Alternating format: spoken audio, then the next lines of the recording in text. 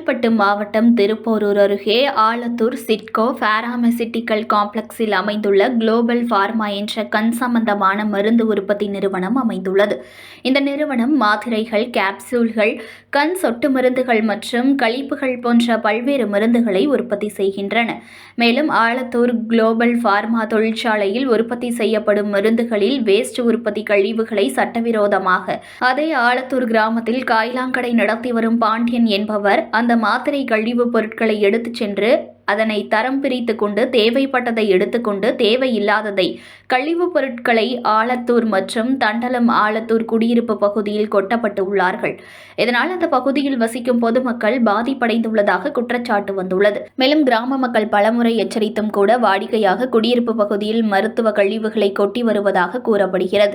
மேலும் விஷயம் பொதுமக்கள் தெரிந்தவுடன் இரவோடு இரவாக மருந்து கழிவுகளை தீ வைத்து எரித்து ஆதாரங்களை மூடி மறைத்துள்ளார்கள் என்று பொதுமக்கள் தரப்பில் குற்றச்சாட்டு வைக்கின்றனர். மேலும் இதுகுறித்து ஆலத்தூர் ஊராட்சி மன்ற துணைத் தலைவர் ராஜேஷ் என்பவர் பேட்டியளித்திருந்தார்.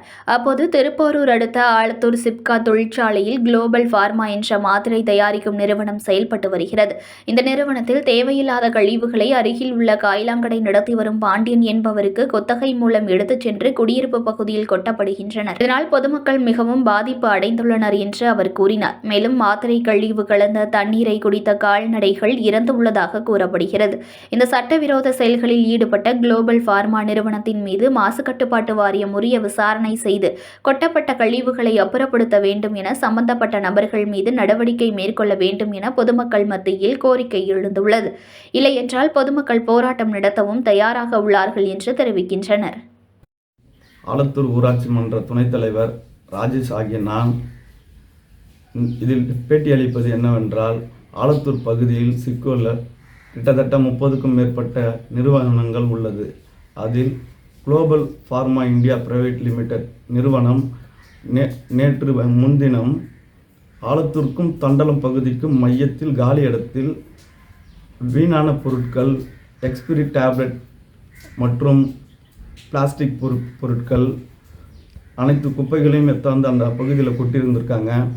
அந்த பகுதியில் ஆடுகள், மாடுகள், விலங்குகள் எல்லாம் மேயக்கூடிய பகுதிகள்.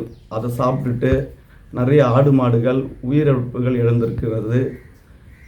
இது கேட்கும் வகையில் அந்த நிறுவனத்தின் HR அவர்களுக்கு தொலைபேசியில் அழைப்பு கொண்டேன். அவர் தன்னுடைய தொலைபேசியில் அழைப்பு ஏற்கவில்லை. அது கேட்டதுக்கு பிறகு அன்று மாலை 7 மணிக்கு மேல் கொட்டப்பட்ட அனைத்து குப்பைகளையும், அனைத்து வேஸ்டேஜ் பொருட்களையும் இரவோடு இரவாக கொளுத்திவிட்டனர். கொளுத்திவிட்டும் மாசுகள் தான் ஏற்பட்டது. அதனால் குளோபல் நிறுவனத்தின் மேல் தக்க நடவடிக்கை எடுக்கும் இந்த பஞ்சாயத்து எடுக்கும் என்று இதன் மூலம் உறுதியளிக்கிறேன்.